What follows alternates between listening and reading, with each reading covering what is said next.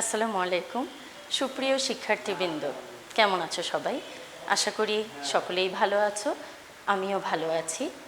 আজকে আমি তোমাদের সামনে উপস্থাপন করব তোমাদের দশম শ্রেণীর জীববিজ্ঞান বিষয়ের দ্বাদশ অধ্যায় নিয়ে আলোচনা করব। তো সুপ্রিয় শিক্ষার্থীবৃন্দ, আমরা গত ক্লাসে তোমাদের পাঠ্যপুস্তকের দশম শ্রেণীর পাঠ্যপুস্তকের যে দ্বাদশ অধ্যায় জীববিজ্ঞান বিষয়ে, যার নাম জীবের বংশগতি ও বিবর্তন, এখানে তোমাদের আমি একটি কথা বলেছিলাম সেদিন যে কোনো অধ্যায় পড়তে গেলে প্রথমে শিরোনামটা বুঝতে হয়। জীবের বংশগতি ও বিবর্তন, এখানে দ্বাদশ অধ্যায়ে দুটো অংশ আছে, একটা জীবের বংশগতি আর একটা বিবর্তন, দুটি অংশে বিভক্ত।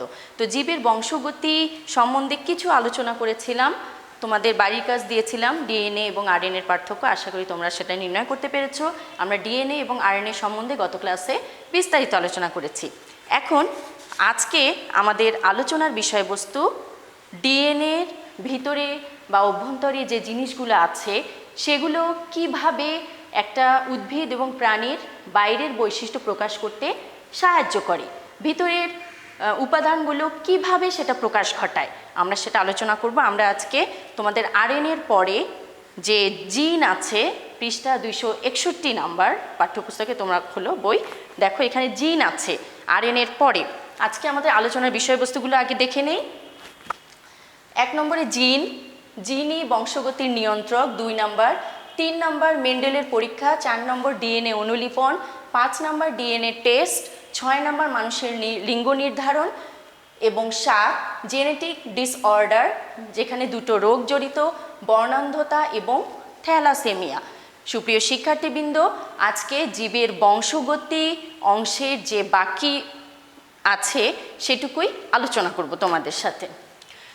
প্রথমে 1 নম্বরে আসো, জিন। জিন হচ্ছে জীবের তথা উদ্ভিদ ও প্রাণীর বাইরে যে বাহ্যিক বৈশিষ্ট্যটা প্রকাশ পায়, সেটা যার মাধ্যমে প্রকাশ পায় সেটাই হচ্ছে জিন। জিন শব্দটা বাংলার সমার্থক শব্দের সাথে একটু তুলনা করতে হবে। আমরা জিন ভূতের কথা শুনেছি, তাই না? হ্যাঁ, বাংলার সমার্থক শব্দের মতো বর্গীয় জয় দীর্ঘী হলে সেটা ওই জিন, যেটা অদৃশ্য, মানুষের উপর ভর করে। আবার সৃষ্টিকর্তাও আমাদের ইসলাম ধর্মে আছে, সৃষ্টিকর্তাও সৃষ্টি করেছেন জিন। আর বর্গীয় জয় রস্বীকার দিলে এই জিনটা হয়, এই জিন শব্দটা হয় বর্গীয় জয় রশ্মি। এটা কোষের ভিতরে কি আছে? ক্রোমোজোম। ক্রোমোজোমের ভিতরে ডিএনএ আছে, ডিএনএর ভিতরে জিন আছে। আমি আবারও বলছি, এটা একটা রুলস, মনে রাখবে। কোষের ভিতরে ক্রোমোজোম, ক্রোমোজোমের ভিতরে ডিএনএ, ডিএনএর ভিতরে জিন। জিনই বংশগতির ধারক, জিন বংশগতির নিয়ন্ত্রক বা ধারক। দেখো এখানে ক্রোমোজোমে যে অংশে জিন থাকে সেই অংশটাকে বলা হয় লোকাস। জিন কি, লোকাস কি, এই দুটো সংজ্ঞা পড়বে। জিন হচ্ছে জীবের দৃশ্যমান আর অদৃশ্যমান লক্ষণ বা বৈশিষ্ট্য প্রকাশ করার যে একক, সেটার নাম জিন, প্রথম লাইনটা। তারপর জিন ক্রোমোজোমের যে স্থানে থাকে সেটা হচ্ছে লোকাস। জিন এবং লোকাস, 3 স্টার দাও, এটা খুব ইম্পর্টেন্ট। আচ্ছা দেখো, এখন জিনের মধ্যে একটা জিন একটা বৈশিষ্ট্য নিয়ন্ত্রণ করতে পারে। ধরো আম গাছ, আম গাছ, আমের ফল দেখতে কেমন, আমের পাতা কেমন, আম গাছের কী কী বৈশিষ্ট্য, সেটা ওই একটা জিনই নিয়ন্ত্রণ করতে পারে। মানে ফলের বৈশিষ্ট্য, ফলটা দেখতে কেমন সেটা ফলের জিন, ফুলটা কেমন সেটা ফুলের জিন। আবার একটা প্রাণীর ক্ষেত্রে তোমার গায়ের রং ফর্সা, এই গায়ের রং ফর্সাটাই নিয়ন্ত্রণ করে ওই জিন। জিনই ডিএনএ ক্রোমোজোমের মাধ্যমে কোষের উপরে বৈশিষ্ট্যটা প্রকাশ করে যে তুমি ফর্সা। আরেকজন দেখতে কালো, তার ওই চামড়ার কালো বর্ণটা প্রকাশ করে ভিতর থেকে, কোষের ভিতর থেকে জিন। জিন ডিএনএ ক্রোমোজোমের মধ্যে থাকে, ওইটার মাধ্যমে কোষের উপরে প্রকাশ করে। একজন মানুষ দেখতে বেঁটে, বাইরে থেকে দেখা যাচ্ছে সে বেঁটে, সেই বেঁটে বৈশিষ্ট্যটা কোষের জিনই কি প্রকাশ করতেছে। তাহলে একটা জিন একটা বৈশিষ্ট্য প্রকাশ করতে পারে, আবার কিছু উদ্ভিদ ও প্রাণীতে একাধিক জিন, অনেকগুলো জিন মিলে একটা বৈশিষ্ট্য প্রকাশ করে, আবার অনেকগুলো বৈশিষ্ট্য একটা জিন নিয়ন্ত্রণ করে, এমনও আছে। এক একটা প্রাণী উদ্ভিদের এক এক রকম। কিন্তু মোট কথা হচ্ছে কোষের ভিতরে ক্রোমোজোম আছে, ক্রোমোজোমের ভিতরে ডিএনএ আছে, ডিএনএর ভিতরে জিন আছে, ওই জিনের মাধ্যমেই কোষের উপরে উদ্ভিদ ও প্রাণীতে বৈশিষ্ট্য প্রকাশ পায়। আশা করি জিনিসটি ক্লিয়ার হয়েছে। আচ্ছা, এখানে জিনটা তাহলে ভিতরে কি কি উপাদানের মাধ্যমে বৈশিষ্ট্য প্রকাশ করে দেখো। এখানে আমি 2 নম্বরে দেখো, জিন কি সেটা তো শিখলাম, জিন কি সেটা আজকে আলোচনা হয়ে গেল। 2 নম্বর টপিক, জিনই বংশগতির নিয়ন্ত্রক। 262 পৃষ্ঠার প্রথম লাইনে আছে জিন হচ্ছে বংশগতির নিয়ন্ত্রক, লাইনটা একদম 3 স্টার দাও। খ নাম্বার প্রশ্নে ব্যাখ্যা করো এটা বলে, তখন ব্যাখ্যা করতে হবে ওই প্যারাটা। দেখো এখানে আমি ব্যাখ্যাটা কিন্তু লিখেছে, তারপরও আমি ইজিলি দেখো এখানে একটা চার্টের মাধ্যমে প্রকাশ করেছি, তোমরা চার্টটা লিখে নিতে পারো মনে রাখার সুবিধার্থে। পরীক্ষার খাতায় না লিখলেও মনে রাখার সুবিধার্থে এভাবে অ্যারো চিহ্ন দিয়ে যেমন ধাপ লেখে স্টেপ, সেটা প্রকাশ করতে সুবিধা হবে। দেখো ডিএনএ এর অনুলিপিত সংকেত, ডিএনএ অনুলিপন আমরা পড়ব, ঠিক আছে? তো ওই অনুলিপিত হওয়ার মাধ্যমে যে সংকেতটা পায়, মানে কোষের ভিতরে কি আছে, কি ঘটছে, ওই দেখতে কেমন হবে উদ্ভিদ বা প্রাণীটা, সেই সংকেতটা ডিএনএর মধ্যে কি আছে, আরএনএ পড়েছি আমরা, আরএনএ হচ্ছে বংশগতির বাহক, সে নিয়ে যায় বৈশিষ্ট্যটা। ডিএনএর অনুলিপিত সংকেত আরএনএর মাধ্যমে সাইটোপ্লাজমের রাইবোজোমে চলে আসে। তোমরা কোষের অঙ্গাণুগুলো পড়েছো, ওখানে একটা রাইজোম আছে, রাইবোজোম তোমরা জানো, সাইটোপ্লাজমের রাইবোজোমে চলে আসে। রাইবোজোম থেকে প্রোটিন তৈরি হয় ওখানে, সেই প্রোটিন তৈরিকৃত প্রোটিনটা আবার এন্ডোপ্লাজমিক রেটিকুলাম কোষের অঙ্গাণু সেখানে চলে আসে। তারপর সেখান থেকে গোলজি বস্তু, গোলজি বডিও পড়েছো তোমরা, ও ভেসিকলের মাধ্যমে প্রোটিনের পরিবর্তন ঘটে। যেই প্রোটিনটা আসলো ডিএনএর অনুলিপনের মাধ্যমে, সেই প্রোটিনটা আরও চেঞ্জ হয়ে তারপর উপযুক্ত স্থানে প্রেরণ, মানে উদ্ভিদ বা প্রাণীটার কোন অংশে বৈশিষ্ট্য প্রকাশ পাচ্ছে, সে গায়ের চামড়া কালো না ফর্সা না বেটে না লম্বা, ওই জায়গায় চলে আসে। আবার দেখো এখানে ভাষাগতভাবে বইতে দেয়া আছে, আমি মনে রাখার সুবিধার্থে চার্ট আকারে দিয়ে দিয়েছি। ডিএনএর অনুলিপিত সংকেত আরএনএর মাধ্যমে সাইটোপ্লাজমের রাইবোজোমে চলে আসে, কথাগুলো মেলাও বইয়ের সাথে। রাইবোজোমে চলে আসে, সেখানে প্রোটিন তৈরি হয়, সেই প্রোটিন এন্ডোপ্লাজমিক রেটিকুলামে চলে আসে। এন্ডোপ্লাজমিক রেটিকুলামের মাধ্যমে গোলজি বস্তু ও ভেসিকলের মাধ্যমে প্রোটিনটার চেঞ্জ ঘটে। ওই যে প্রোটিনটা তৈরি হলো সেটা চেঞ্জ হয় কিসের মাধ্যমে, গোলজি বস্তু ও ভেসিকলের মাধ্যমে।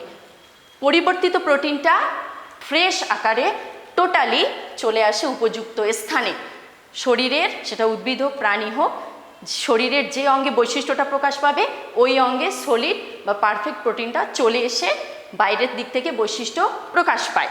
তাহলে জিন ভিতর থেকে এইভাবে ডিএনএর ভিতরে জিন থাকে, তো এই জিনের যে বৈশিষ্ট্যটা ওইটা ডিএনএর অনুলিপনের মাধ্যমে একদম শরীরের বাইরে প্রকাশ পায়।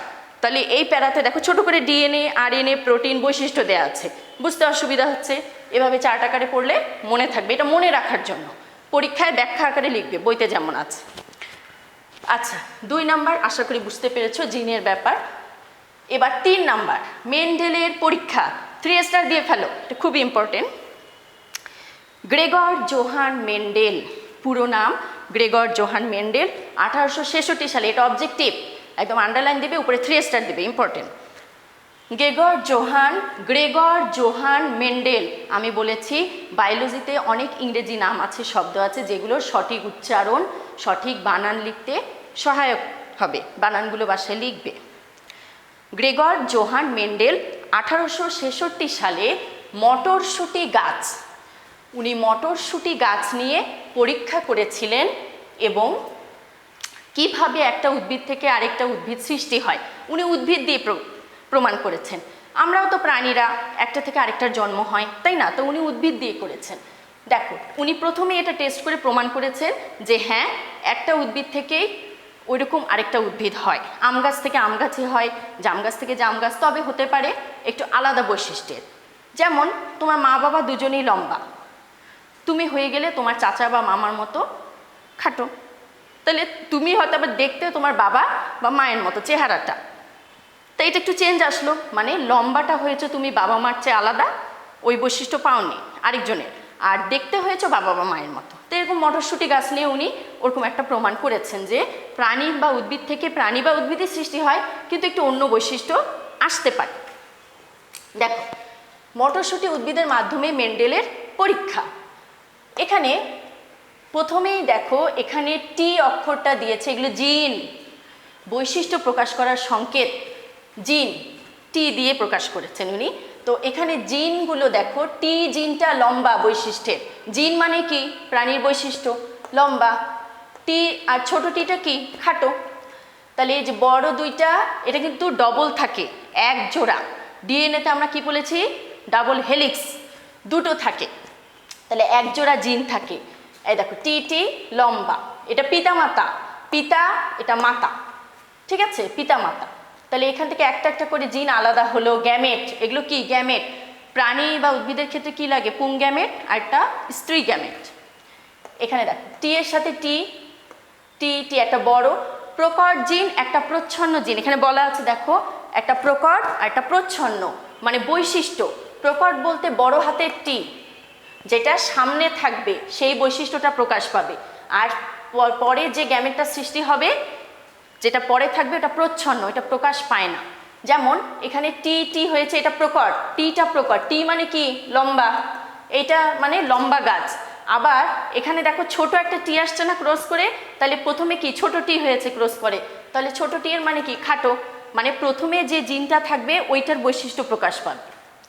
তাহলে দেখো, টি টি টি টি, এখানে সকলেই লম্বা, দুইটাই। এটা F1 দুইবার ক্রস করেছে, একটা F1 উদ্ভিদ। প্রথমে পিতামাতা থেকে যেটা হলো, তাদের মধ্যে আবার ক্রস। আবার দেখো, টি টি টি টিগুলো আলাদা, গ্যামেটগুলো আলাদা, এইটার মতো F1 এর মতো গ্যামেটগুলো আলাদা। তারপর এই সবগুলোর সাথে সবগুলোর ক্রস করে চারটা আসে। তোমরা মাইটোসিস এবং মাইটোসিস কোষ বিভাজনে কি পড়েছো? মিওসিস কোষ বিভাজন, মাইটোসিস বিভাজন। যেখানে এটা মাইটোসিস, যেটা দেহকোষে হয়, মিওসিস হয় জনন কোষে। মাইটোসিসে দ্বিগুণ হয়। দেখো, এখানে দ্বিগুণ হবে। এখানে প্রথমে দুইটা হয়েছিল, পরবর্তীতে চারটা, দুইটা থেকে চারটা কোষ, প্রথমে দুইটা কোষ, তারপর সেখান থেকে চারটা, আবার ক্রস করে। তাহলে এখানে বড় হাতের টি আগে আছে লম্বা, বড় হাতের টি, এটা টি এর সাথে টি ক্রস, আবার টি এর সাথে টি ক্রস, আবার টি এর সাথে টি, এভাবে চারটা ক্রস। দেখো, বইতে তোমরা দেখবে, এখানে রঙিন ছবি দেয়া আছে। তাহলে বড় হাতের টি তিনটা, তিনটাই কি? বড় হাতের টি মানে কি? প্রথমে থাকা, লম্বা। আর ছোট হাতের টি একটাতে আসছে, তাহলে ছোট হাতের টি প্রথমে থাকলে প্রকট বৈশিষ্ট্য কি? খাটো। যেটা প্রথমে থাকবে সেটা বড় হাতের ছোট হাতের ক্রস করে যেটাই হোক, ওইটাই বৈশিষ্ট্য হবে। তো এখানে একটু 3 ভাগ লম্বা, তিনটা লম্বা, 1 ভাগ খাটো, আর সকলেই লম্বা, দুইটাই টি। তো ঠিক আছে, এখানে মেন্ডেলের পরীক্ষাটা আমাদের শেষ। এবার দেখো, 4 নম্বরের পরে আছে ডিএনএ অনুলিপন, পৃষ্ঠা নাম্বার 263, মটরশুঁটি গাছের নিচে আছে। এইখানে জিনি বংশগতির নিয়ন্ত্রক। এখানে কি বলেছিল প্রথমে? ডিএনএ এর অনুলিপিত সংকেত। এবার আমরা এই পয়েন্টে আসব। ডিএনএ অনুলিপন ঘটে। অনুলিপন কথাটার মানে কি? অনুলিপন মানে ভেঙে গিয়ে আরেকটার সাথে মিলিত হয়ে অনুরূপ একটা হেলিক্স, একটা দ্বিসূত্রক ডিএনএ আবার তৈরি করে। ভেঙে গিয়ে, যেমন উদ্ভিদ প্রাণী একটা থেকে আরেকটার জন্ম নেয়, তেমনি ডিএনএ সূত্রদ্বয় ভেঙে গিয়ে আবার আরেকটার সাথে মিলিত হয়ে নতুন সূত্র গঠন করে। অনুরূপ আরেকটা লিপন পদ্ধতি হয়, ওই জন্য বলে অনুলিপন। অনুরূপ আরেকটা ডিএনএ গঠন করে, ওই জন্য বলে ডিএনএ অনুলিপিত হওয়া। দেখো, এখানে কি করে হয়, তোমাদের বইতে আছে পরের পৃষ্ঠায়। ডিএনএ অণু থেকে আরেকটা ডিএনএ অণু তৈরি হয়, সংশ্লেষিত হয়। কিভাবে? তোমরা ডিএনএর গঠনটা একটু মেমোরিতে আনো। ওখানে দেখো, আমি কি বলেছিলাম? পিউরিন এবং পাইরিমিডিন বেস। ডিএনএ 2 সূত্রের মাঝখানে কি সংযোগ থাকে? বেস। ওখানে একটা পিউরিন আরেকটা পাইরিমিডিনের সাথে যুক্ত হয়, মনে পড়ছে? হ্যাঁ, তাহলে পিউরিন পাইরিমিডিনের সাথে যুক্ত হবে এবং অবশ্যই এডিনিন থাইমিনের সাথে, এবং গুয়ানিন সাইটোসিনের সাথে। Adenine, thymine, guanine, cytosine. সেরকম এখানে সূত্রটা ঠিক আছে। তারপর শেষ দিকে এসে দেখো, সূত্রটা ভেঙে গেছে। চিত্রেও দেখো, সূত্রটা ভেঙে গেছে, গিয়ে একটা পুরানা সূত্র আরেকটা নতুন সূত্রের সাথে যুক্ত হয়ে দুই পাশে আরো দুইটা ডিএনএ সৃষ্টি করলো। বি কেয়ারফুল, একটা ডিএনএ ভেঙে গিয়ে দুই পাশে দুটা নতুন সূত্র সৃষ্টি করেছে, দেখেছো? তবে শর্ত কি? ওই সূত্রের সাথে যখন লাগবে তখন অবশ্যই এডিনিন থাইমিনের সাথে এবং গুয়ানিন সাইটোসিনের সাথে, অন্য বেসের সাথে না, পিউরিন পাইরিমিডিনের সাথে। আমি আবারও বলছি, একটা ডিএনএ সূত্র দুই ভাগ হয়ে একটা পুরাতন সূত্রের সাথে আরেকটা নতুন সূত্র যুক্ত হয়ে দুইটা নতুন সূত্র, এবং অবশ্যই নাইট্রোজেন বেস অনুযায়ী। এটা হচ্ছে তো ডিএনএ অনুলিপন। এখানে যে বলেছে অনুলিপিত সংকেত, দ্যাট ইজ দ্য কানেকশন। এখানে অনুলিপন ঘটার ফলে যে চেঞ্জটা আসে ডিএনএর ভিতরে, সেই সংকেতটা ওখানে কি ঘটলো, সেই সংকেতটাই সাইটোপ্লাজমের রাইবোজোমে, এখানে অনুলিপিত হওয়ার ফলে যা সৃষ্টি হলো ওইটাই সংকেত, ওইটাই সাইটোপ্লাজমে রাইবোজোমে চলে আসে। তো বুঝতে পেরেছো, এটা বর্ণনাটা পড়বে। এখানে বলেছে দেখো, ওয়াটসন এবং ক্রিক ডিএনএ অনুলিপন, ওয়াটসন এবং ক্রিক বিজ্ঞানী 1956 সালে। এটা অবজেক্টিভের জন্য ইম্পর্টেন্ট, ভালো করে পড়বে, দাগিয়ে রাখো। আচ্ছা দেখো, এরপরে আছে তোমাদের DNA test. DNA test 12.1.2 DNA test. এই শব্দটা আমরা অনেক জায়গায় শুনি, তাই না? অনেক জায়গায় শুনেছি। এটার মাধ্যমে কি প্রমাণ হয় যে সঠিক ব্যক্তি বা কোনো একটা প্রত্যক্ষ ঘটনা, তাই না, ডিএনএ টেস্টের মাধ্যমে প্রমাণ করে যে এই ব্যক্তিটাই, সন্দেহভাজন ব্যক্তিটা সঠিক কিনা, যে যাকে সন্দেহ করা হচ্ছে সে কিনা। অপরাধী ধরে বিভিন্ন তোমার সন্তান শনাক্তকরণে যে বাবা মার ডিএনএর সাথে মিল আছে কিনা, তাই না? তো এখানে ব্যক্তির হাড়, দাঁত, চুল, রক্ত, লালা, বীর্য বা টিস্যু ইত্যাদি নমুনা পরীক্ষা করা হয়। এটা একটা সিস্টেম। ডিএনএ অনুলিপন এক টেস্ট একটা সিস্টেম, ডিএনএ টেস্ট একটা সিস্টেম। এই সিস্টেমে এখানে বলা আছে দেখো, তোমার শুধু মানুষের ক্ষেত্রে না, চিকিৎসা, কৃষি, মৎস্য, প্রাণী, ঔষধ শিল্পেও ডিএনএ টেস্ট আছে। এই বিশেষ পদ্ধতিতে ইলেকট্রোফোরেসিস দ্বারা অ্যাগারোস বা পলিঅ্যাক্রিমাইড ডিএনএ টুকরা করে। ডিএনএ একটা কোষ থেকে ডিএনএ নিয়ে যে ব্যক্তিটার বা কোনো কিছু পরীক্ষা করবে, রক্ত, দাঁত, চুল যেগুলো আছে ওখান থেকে একটু সামান্য নিয়ে, ওখান থেকে কোষের ভিতরে কি আছে, ক্রোমোজোম, ক্রোমোজোমের ভিতরে ডিএনএ আছে। তা ওই ডিএনএগুলো টুকরো টুকরো করে আলাদা করে। তারপর নাইট্রোসেলুল, একটু করে পড়বে, মনে থাকবে গল্পের মতো। নাইট্রোসেলুলোজ কাগজে রেডিও অ্যাক্টিভ আইসোটোপ ডিএনএ প্রোবের সাথে হাইব্রিডাইজ করে এক্স রে ফিল্মের উপর রেখে রেডিওগ্রাফ পদ্ধতিতে দৃশ্যমান ব্র্যান্ডের সারিগুলো নির্ণয় করা হয়। মানে একটা বিশেষ রাসায়নিক প্রক্রিয়ায় এটা করা হয়, একটা রাসায়নিক পদার্থ যেটার নাম ইলেকট্রোফোরেসিস। সেখানে আবার নাইট্রোসেলুলোজ কাগজে দেয়, রেডিও অ্যাক্টিভ আইসোটোপ প্রয়োগ করে ডিএনএ প্রোবের সাথে, ডিএনএ যে অংশটা সেটার সাথে হাইব্রিডাইজড করা হয় এক্স রে ফিল্মের উপর রেখে। এক্স রে ফিল্ম যে কাগজটা, এক্স রে তোমরা দেখেছো যে এক্স রে মেশিনটা, ওই এক্স রে ফিল্মের উপর রেখে রেডিওগ্রাফ পদ্ধতিতে দৃশ্যমান ব্র্যান্ডের সারিগুলো নির্ণয় করা হয়। মানে যে ডিএনএ অংশগুলো নিয়েছে ওগুলো এক্স রের আলো, এক্স রে যেমন নির্ণয় করে, এক্স রে করলে সেই আলোর মাধ্যমে একটা পদার্থ ডিএনএর মধ্যে মিশিয়ে সেটা শনাক্ত করা সম্ভব হয়। তাহলে দেখো, এটা একটা ডিএনএ ফিঙ্গারপ্রিন্ট বলে। এখানে একটা সংজ্ঞা, ডিএনএ ফিঙ্গারপ্রিন্ট কাকে বলা হয়? ফিঙ্গারপ্রিন্ট আজকাল যন্ত্র বা মেশিনে আঙ্গুলের ছাপ দিয়ে ডিএনএ ফিঙ্গারপ্রিন্ট তৈরি করে। তাহলে আঙ্গুলের ছাপটা কেন নেয়? আঙ্গুলের যে কোষ, ওর ভিতরে একেবারে ডিএনএ আছে, কোষের ভিতরে ডিএনএ, এটা একেবারে ছাপের মধ্যে, ছাপটা এমনভাবে একটা রেডিওগ্রাফ পদ্ধতি, ওই আলো দিয়ে একেবারে কোষের ভিতরে ডিএনএ শনাক্ত করা যায় কার আঙ্গুলের ছাপ, ঠিক আছে? এই জন্য ডিএনএ ফিঙ্গারপ্রিন্ট বলছে, ওই একই পদ্ধতিতে। এবার দেখো, ডিএনএ টেস্টের পরে মানুষের লিঙ্গ নির্ধারণ 12.2 বা মানুষের লিঙ্গ নির্ধারণ। মানুষের শরীরে 46টি ক্রোমোজোম আছে বা 23 জোড়া, 23 দুগুণে 1 জোড়া ক্রোমোজোম, 1 জোড়া ক্রোমোজোম 2টা, তাহলে 23 জোড়া হলে 23 দুগুণে 46টা। তার মধ্যে 22 জোড়া, পুরা 22 জোড়া বা 44টাই অটোজোম, যেটা দৈহিক দেহে থাকে। আর 1 জোড়া হচ্ছে সেক্স ক্রোমোজোম, যেটা লিঙ্গ নির্ধারণ করে, ছেলে না মেয়ে, পুরুষ না নারী, সেটা নির্ধারণ করে। তাহলে 46টায়, তো 44টাই অটোজোম 46টার মধ্যে, আর বাকি 1 জোড়া হচ্ছে সেক্স ক্রোমোজোম। তাহলে এখানে দেখো, মানুষের লিঙ্গ নির্ধারণ, ছেলের হবে 2টা sex chromosome, X Y gamete, মেয়েদের এক্স এক্স, তাহলে এক্স এক্স এক্স ওয়াই, ছেলে মেয়ে। মানুষের লিঙ্গ নির্ধারণ, এটা চিত্র দেয়া আছে, তোমরা ক্রোমোজোমের চিত্রগুলো আঁকবে। তো এখানে এক্স এর সাথে এক্স না ছেলে মেয়ের ক্রস ঘটালে এক্স এক্স মেয়ে হয়, এক্স ওয়াই ছেলে হয়। এক্সটা প্রকট বৈশিষ্ট্য কোনটা? আমি বলেছি ক্রসের ক্ষেত্রে যেটা প্রথমেই অক্ষর হবে সেটাই হচ্ছে প্রকট বৈশিষ্ট্য। তাহলে এখানে এক্স এক্স এক্স ওয়াই, এটা মেয়ে এটা ছেলে। আচ্ছা, এবার দেখো লিঙ্গ নির্ধারণটা খুব সোজা, অল্প। 7 নম্বর, আজকের আলোচ্য বিষয়ের সর্বশেষ অংশ জেনেটিক ডিসঅর্ডার, বাংলায় আছে বংশগতি ব্যাধি বা অস্বাভাবিকতা। এখানে একটা কথা হচ্ছে সেক্স লিঙ্কড অসুখ,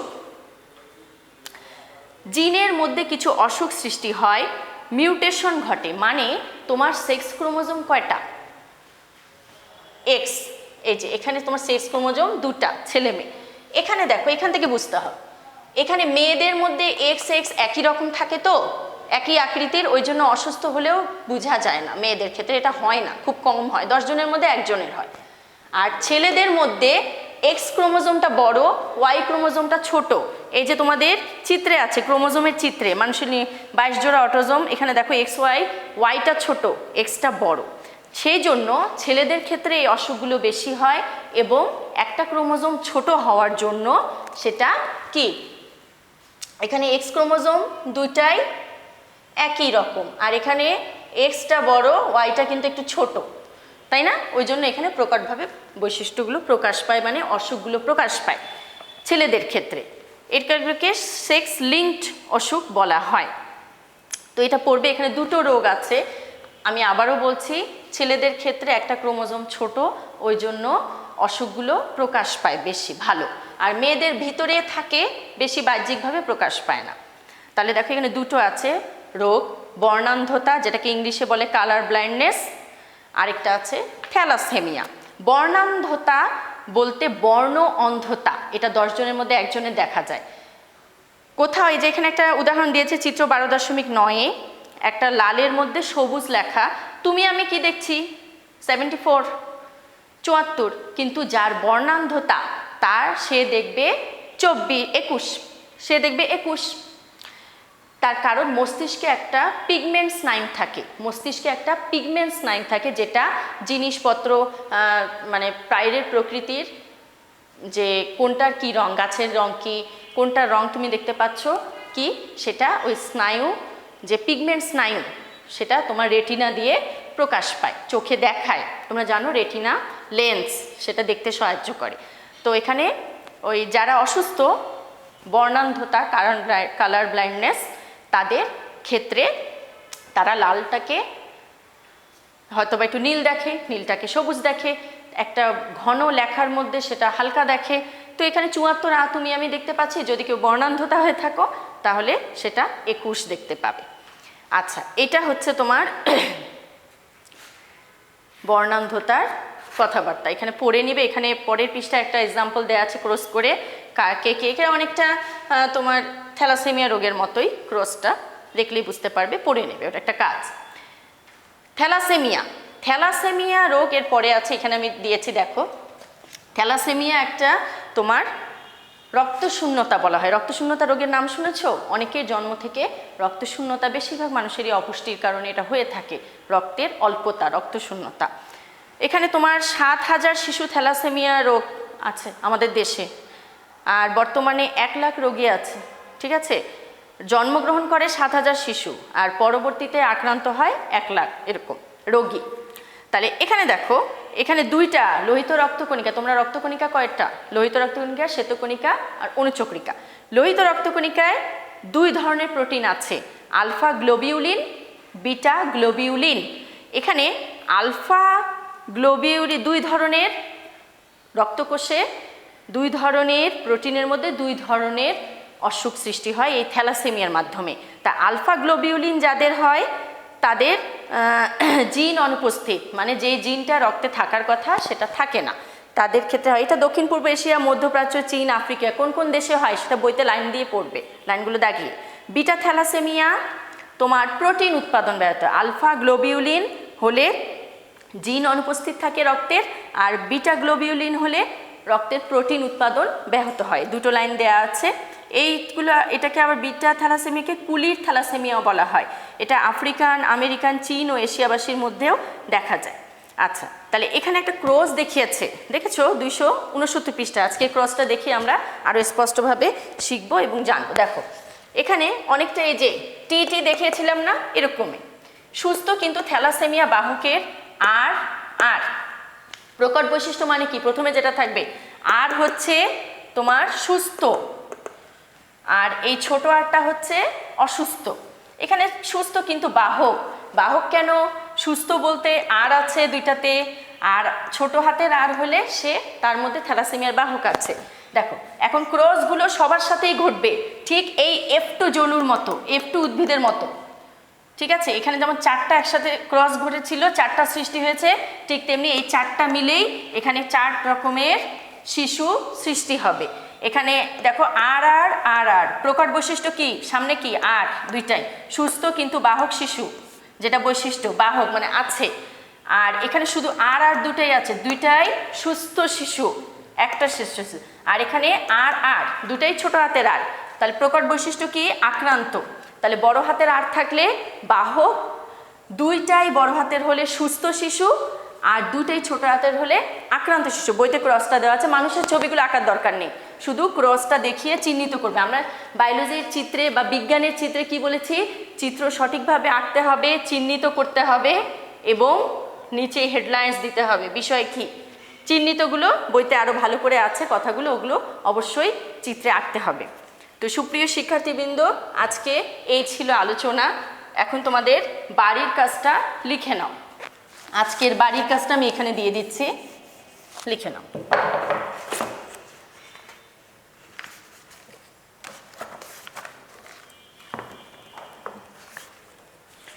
বাড়ির কাজ,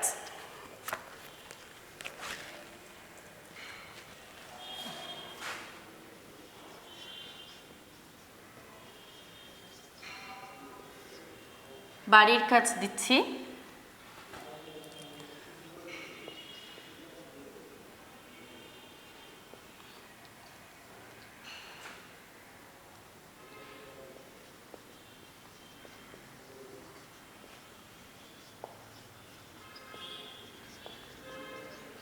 তোমরা লিখে নাও।